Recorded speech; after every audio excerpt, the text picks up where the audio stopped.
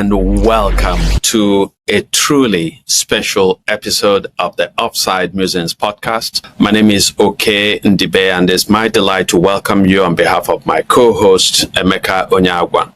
I said that today is a truly special podcast because we have a distinguished and special guest on today's program. Her name is a household name for people who have been in the civil liberties domain within Nigeria and beyond. And today's podcast is part of our occasional series on civil liberties in Nigeria and in Africa.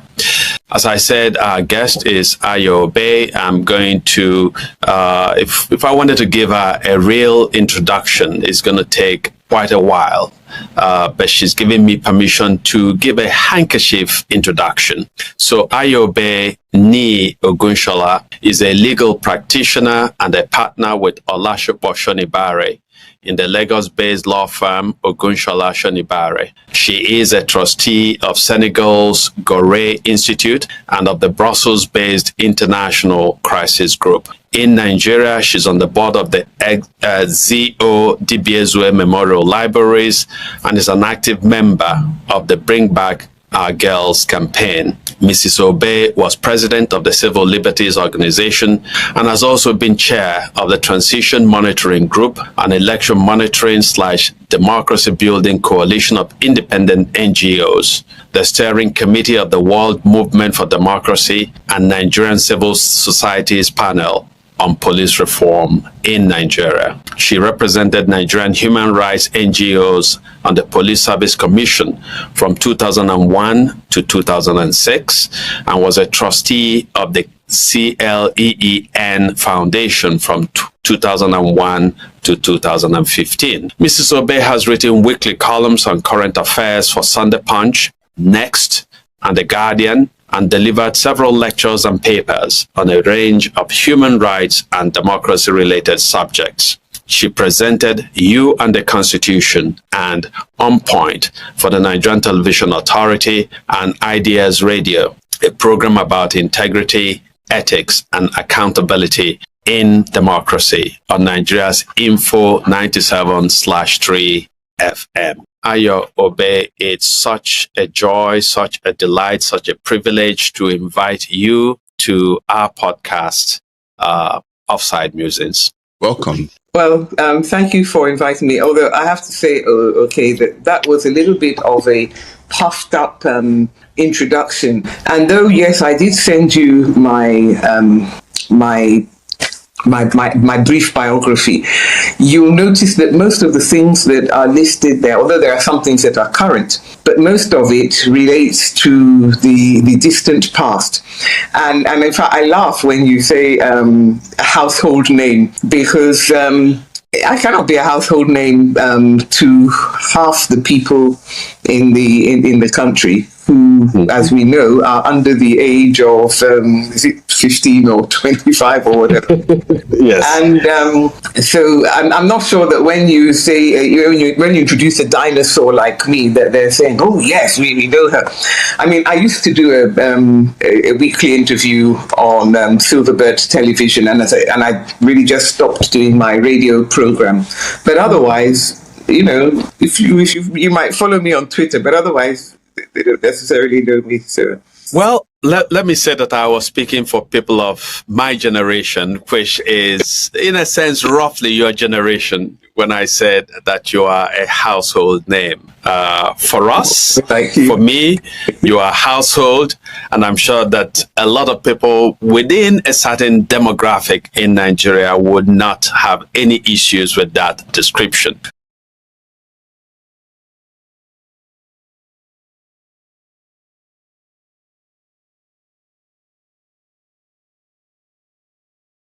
mm-hmm.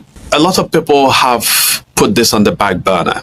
They don't know that there is still an ongoing activist movement demanding that the government not relent in the quest to recover all the girls who were captured by Boko Haram. Could you speak to the nature of that movement in relation to your involvement in it? Yeah, and I might say, okay, that, we're recording this interview or this discussion on the weekend after the invasion of Israel, parts of Israel, by Hamas. And without going into the rights or wrongs or any other aspect of it, we know that more than 100 people have been taken as hostages into Gaza by Hamas. And while I certainly recognize that there are Palestinian prisoners who are being held in Israeli jails and so on, I think that the quality of the fact of being taken a hostage, it kind of brings it home to me, because I may say that I'm not a terribly religious person, but I do pray in the mornings, and one of the things I pray for is for the release of all these hostages in Nigeria. Because, as you know, it's not just the Chibok girls who are kidnapped, but that, even now, even though it may not be for political reasons as the Boko Haram purported to, you have people being taken by bandits for ransom. And, you can't help but feeling that even if you're taken by the police, there's somebody you can see and hold responsible. When you're kidnapped by bandits, and so on, the trauma is that you don't know where your loved one or your friend is. You don't know the conditions under which they're being held. You don't even know if they're not actually at risk of being slaughtered, as some of the hostages in Nigeria had been. Because when we talk about the Chibok girls, we also had the Red Cross and the United Nations workers who were kidnapped, and two of them were killed by then I think it was either Islamic State or Boko Haram, and it's very gruesome. So that uncertainty about the fate of your loved one is. I don't know many people in Israel, but the one that I know, I said that it's really not useful to ask, are you yourself okay? Because you may be okay and be worried sick about friends and family. And so I think that it kind of underlines the trauma of people who have lost their loved ones. And in Nigeria, of course, the Boko Haram terrorists, I think what really sparked the movement off was the complete denial by the government that there's no kidnapping. Then there was the sort of blame shifting. Well, the governor shouldn't have had their elections, so on and so forth, and all these excuses and so on. And for me, the reason I joined, the main reason that made me join, was because I do recognize that the gap in educational attainment between the North and South is one of the factors that can lead to disunity in the country. And I do feel that when girls in particular go to school and then they end up being discouraged by being kidnapped, and of course, the weekend, a few weeks before, there had been the slaughter of schoolboys at Bunu Yadi, another secondary school in the north. And so I sort of felt that, this is designed to prevent people in the north from being interested in education, and that's not going to be good for the country as a whole. It's really not just enough to say, well, I'm all right, my family is all right, so and so on, but to recognize what the implications of this might be for the long time future of the country. And then, of course, as one of the women who attended today's sit-out, because, we sit out from 12 till 1 every week in Lagos at Falomo. And she said that, look, she was hearing a report of a woman from Kano who was just going home, and she was kidnapped they were demanding 5.5 million. And she said that, look, she thought it was even school children that they were kidnapping. And now here they are, they're kidnapping kidnapping ordinary women like herself. And so she, even though she's in Lagos, she just does not feel safe about herself. But I think that the main reason why the Chibok girls became the issue was because before we would talk in these vague terms about 20 people arrested, 30 people killed, 50 kidnapped. And I know we didn't bother with any identity for them. We didn't bother to put names, we didn't bother to put faces to them, and we didn't bother to put numbers to them. So we didn't know. But with the Chibok girls, we knew who they were. We knew the numbers. We knew the names. And so we felt, look, let these stand in the gap for all the people. Because, of course, as the Nigerian army has been progressing and advancing into the areas that used to be controlled by Boko Haram, you just found many people being released. The Chibok girls were, quote unquote, famous.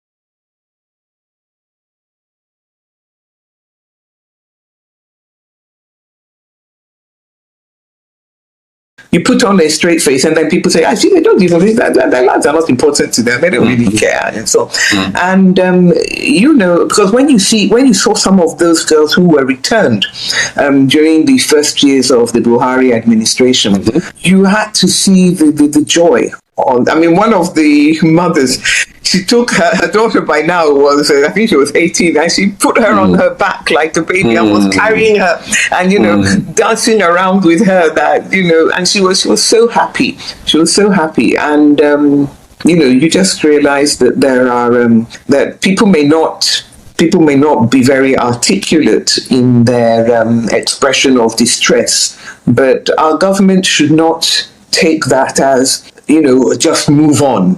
Oh, well, it's really sorry. I came here to, thoughts and prayers. Let's move on. I say that you cannot move on. You know the names of these girls. You know how many of them are missing. You need to, you're responsible for them. Absolutely. You as government are responsible for them. Space for that brief period to say that somebody is still standing in the gap for these girls. Well, thank you very much.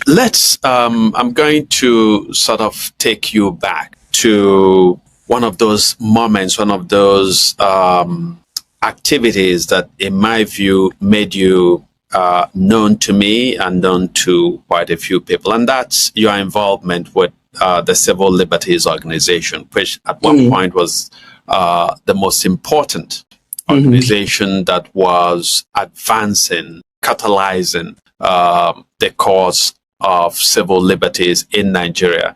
Would you please give us a sense of the genesis of that organization and how you came to be part of it, and ultimately, at some point, the president of CLO? Well, I know more about it now because I've been helping one of the key actors to edit the book that he's written about his own involvement in the movement. But I was not there at the beginning at all. I wasn't part of the founders. Having a lunch, but anyway, at the time we sat down to this lunch, there were 30 of us. And that was how I got to know more of my classmates from the time when I was in law school than I might have known otherwise. And one of them happened to be Olisa Agbakoba. And then shortly after that, there was a story in the paper that the people that they had released from years in detention from the time of Gowon, who had been arrested for wandering and silly offences like that. That they can't just release us like that. You have to give us money to go home. Our people have forgotten us. Just give us money. And so I saw Lisa. I said, of course, no good deed goes unpunished. And that was how I got involved, really, in the Civil Liberties Organization. But I just used to turn up. And of course, at that time, there was this whole Babangida transition that was going on. And it was expected that we would return to civil war. And I'd just, because I was now a mother and I had left GOK Ajayi, I perhaps had a bit more control of my time. So I was attending one of the CLO meetings, and they said, well, we're going to have a new constitution and we're going to have a deputy president. But before there had just been Olisa, treasurer, and so on. So, and I think executive director. And so Abduloro and Chibi Odinkalu, they now talked me into standing for election as deputy president. That's how I stood. So I stood for election as deputy president, got elected. I may say that was the only election that I was elected to a position in the CLO, because by the time it came to be, Olisa said, well, now under our constitution, I'm standing down after 8 years. And I was the obvious person that should stand for president, but nobody else would stand for the job at that time, because we had Olisa. So Olisa was standing down. Then we had Abduloro, Chima Ubani, who were in detention because they had suggested that Abacha's phantom coup was indeed a phantom coup. So they were in detention with Dr. Tunji Abayomi. And so nobody wanted the job, quite frankly. So that's how I became president.